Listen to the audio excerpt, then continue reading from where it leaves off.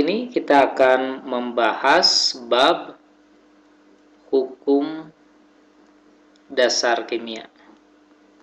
Nah, kita akan membahas 5 hukum dasar berupa pernyataan-pernyataan yang sesuai dengan fenomena alam ya, yang sudah teruji kebenarannya.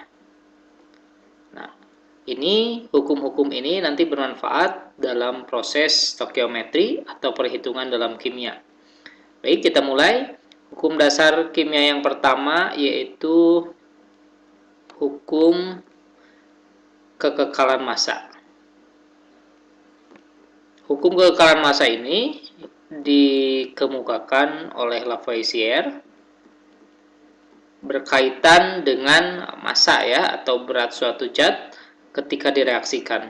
Jadi misalkan suatu zat A dan zat B direaksikan ya, menghasilkan zat C dan zat D ya, maka A dan B kita katakan sebagai massa ya, jika dihitung beratnya, massa sebelum terjadinya reaksi ya. Dan C dan D ini dihitung massanya dan kita sebut ini massa sesudah reaksi. Nah, ini berdasarkan perhitungan Lavoisier, tidak ada perubahan massa baik massa sebelum reaksi ataupun massa sesudah reaksi. Namun jika kondisinya tertutup, artinya dilakukan tidak terbuka ya. Sebab contoh lain misalkan kita ketahui jika kita membakar kertas atau kayu, maka setelah proses reaksi pembakaran biasanya massa zat akhirnya itu lebih ringan ya. Nah, itu terjadi jika kondisinya terbuka. Karena ada sebagian zat yang berwujud gas itu mungkin lepas ke udara. Nah, pada akhirnya hukum kekekalan massa ini berisi pada keadaan tertutup ya. Jadi berlaku pada keadaan tertutup karena dimungkinkan dihasilkannya gas yang jika pada kondisi terbuka itu dikhawatirkan dia lepas ke udara. Pada keadaan tertutup ya, massa zat sebelum bereaksi ya, itu akan sama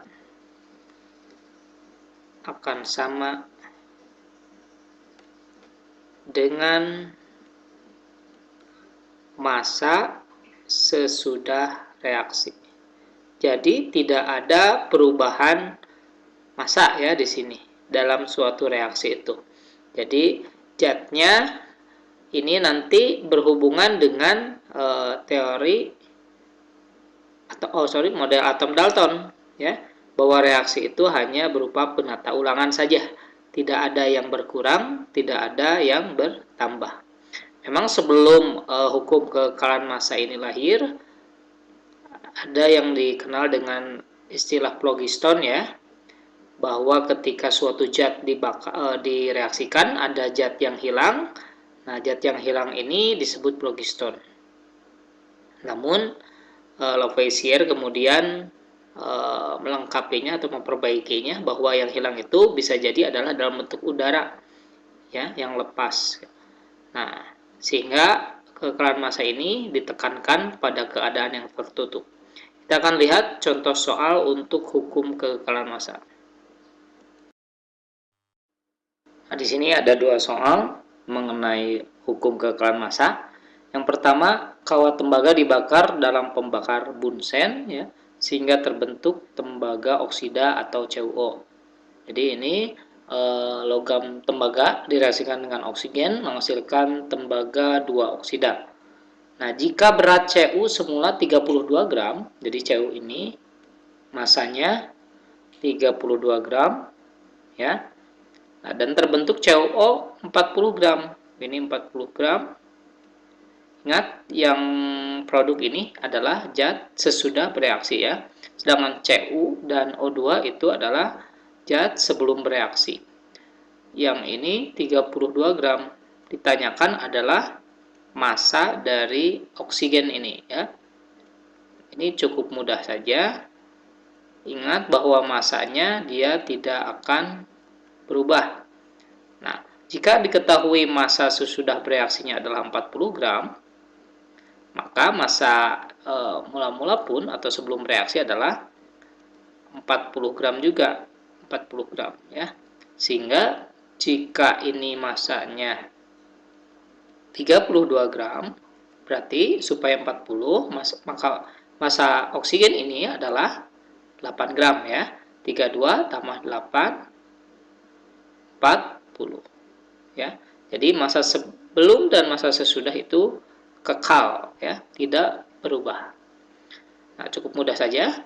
Untuk contoh soal yang kedua, di sini ada sebanyak 100 gram batu kapur atau CaCO3 dipanggang dalam tungku, terbentuk 56 gram kapur tohor ya, dan gas karbon dioksida atau CO2.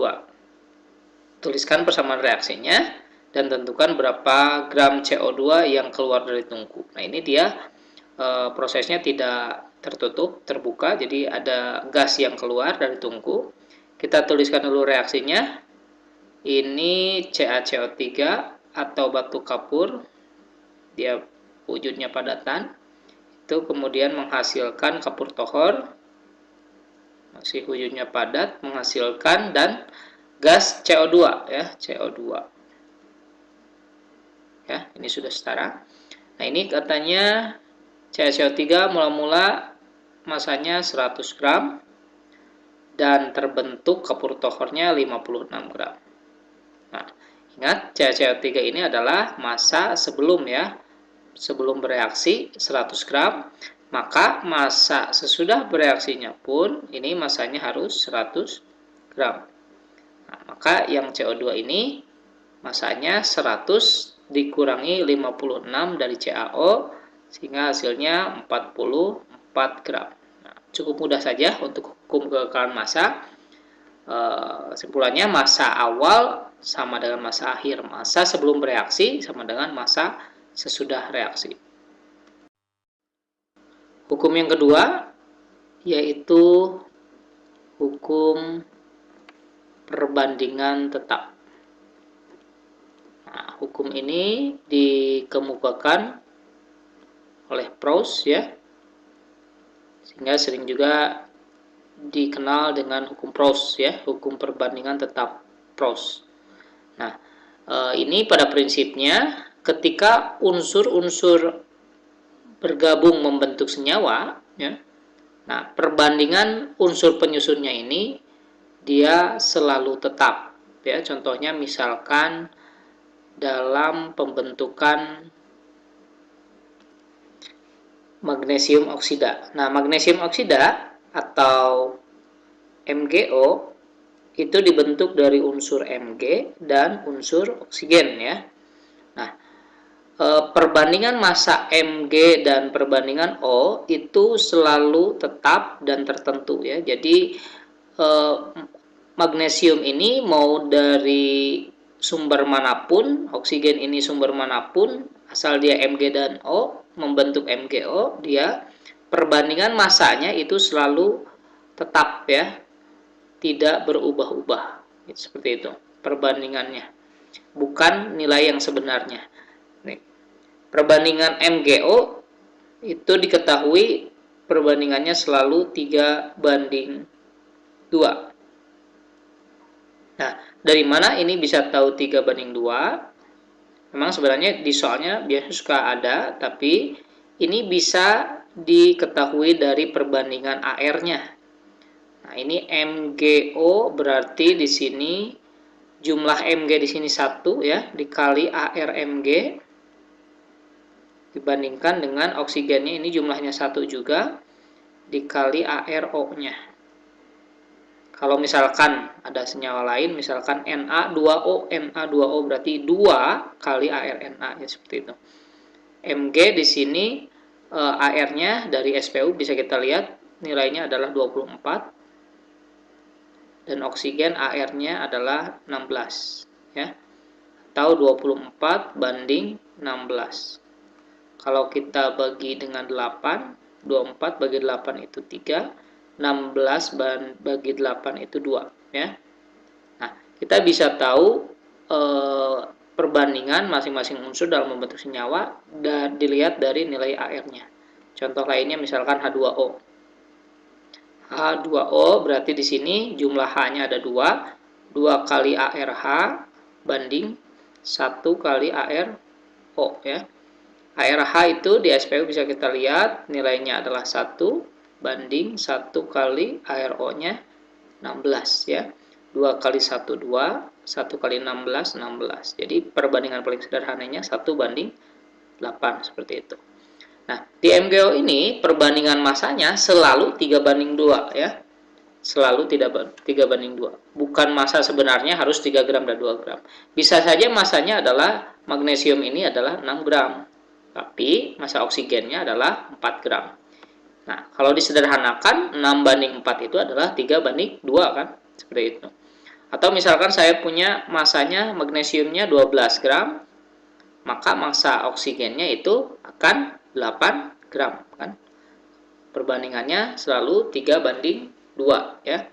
Nah, kaitannya dengan kekekalan massa sehingga massa MgO yang dihasilkannya 6 tambah 4 itu adalah 10 gram kan, tinggal dijumlahkan. Massa 10 sebelumnya adalah 6 tambah 4 10, maka massa sesudahnya pun 10 gram. Kalau ini 12 tambah 8 berarti akan diperoleh 20 gram ya. Namun nanti di beberapa soal magnesium atau massa oksigen yang direaksikan itu tidak langsung pasti menghasilkan perbandingan 3 banding 2 ya. Misalkan bisa jadi massanya ini 8 gram, ini 4 gram. Kan ini perbandingannya tidak 3 banding 2 ya. Nanti ada yang berlebih atau yang bersisa tidak ikut bereaksi ya. Nah, kalau ini kan dia perbandingannya 2 banding 1 kan, tidak sesuai dengan perbandingan magnesium oksigen yaitu 3 banding 2. Nah, jika dilihat 3 banding 2 ini harusnya 6 gram dan 4 gram kan. Nah, ini ada yang berlebih yaitu si magnesium kan. Nah, ini yang berlebihnya adalah berapa gram? Berlebihnya yaitu 2 gram kan. Jadi nanti ada sisa magnesium sebanyak 2 gram. Kita akan lihat contoh soalnya ya mengenai hukum perbandingan tetap Roche. Contoh soal untuk hukum perbandingan tetap. Di sini ada 2 soal. Yang pertama, logam tembaga bereaksi dengan gas oksigen membentuk Cu2O. Nah, ini diketahui Cu-nya katanya memiliki massa 64 gram bereaksi dengan oksigen 16 gram ya. Yang ditanyakan adalah perbandingan unsurnya. Perbandingan massa unsur ya untuk membentuk senyawa Cu2O ya. Ini diketahui 64 gram, kemudian oksigennya 16 gram ya. Nah, jika kita setarakan maka Cu ini adalah 2 ya. Ini kita kalikan 64 kali 2 sehingga 128 ya. Ini 16 kali 1 16. Sehingga jika disederhanakan 128 berbanding 16 yaitu 8 banding 1 ya. Seperti itu. Kalaupun dilihat dari nilai AR-nya, ini berarti 2 kali ArCu banding oksigennya 1 kali AR oksigen ya. ArCu itu 63,5 tapi biasa dibulatkan menjadi 64.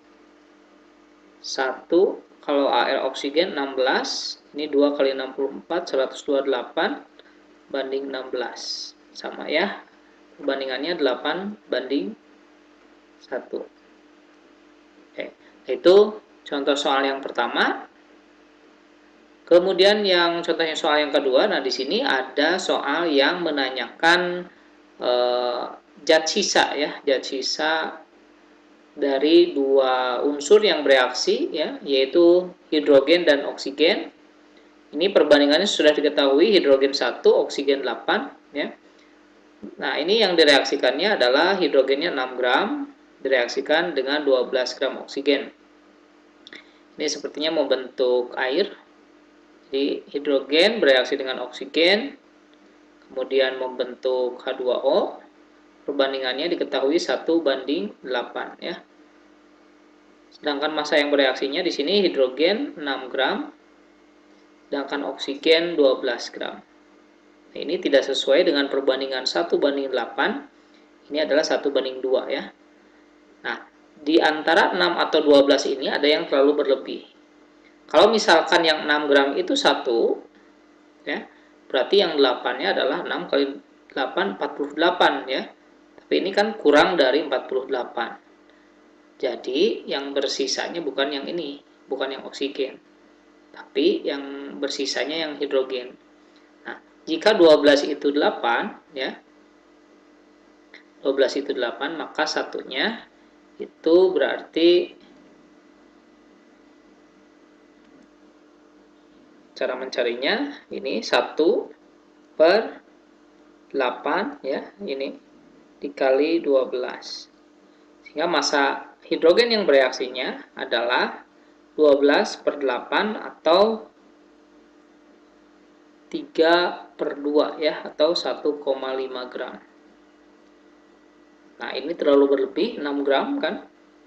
Nilai yang di sini lebih besar dari massa yang harus bereaksi. Sehingga untuk yang A, massa hidrogennya ini adalah 1,5 gram. Sedangkan massa untuk oksigen yang bereaksinya adalah 12 gram. Ya. Nah, yang B, massa zat yang tersisa adalah massa, yaitu massa hidrogen. Nah, massa yang direaksikan adalah 6 gram, yang bereaksi adalah 1,5. Tinggal dikurangi saja. Hasilnya yaitu 4,5 gram yang bersisa. Sedangkan massa air yang bereaksi, massa air yang terbentuk ini penjumlahan dari 1,5 dari hidrogen yang bereaksi dengan 12 gram. Nah, hasilnya 13,5 gram ya. Massa H2O yang dihasilkan adalah 13,5 gram. Oke, itu contoh dari perbandingan tetap. Jadi, jika salah satu angka ini tidak sesuai dengan perbandingannya, nah, mana yang sepertinya terlihat lebih besar kan? Kalau misalkan ini kan hidrogen dia dalam perbandingan 1 ya. Kalau masanya 6 berarti 8-nya itu harusnya 48 gram. Tapi di data ini justru lebih kecil dari 48 gram. Jadi bukan oksigen yang bersisa, bukan angka yang lebih kecil dari angka yang sebenarnya. Nah, tapi yang bersisa adalah hidrogen, karena jika 12 itu 8, maka satunya itu adalah 1,5, bukan 6 gram ya. Kita akan lanjut ke hukum perbandingan berganda.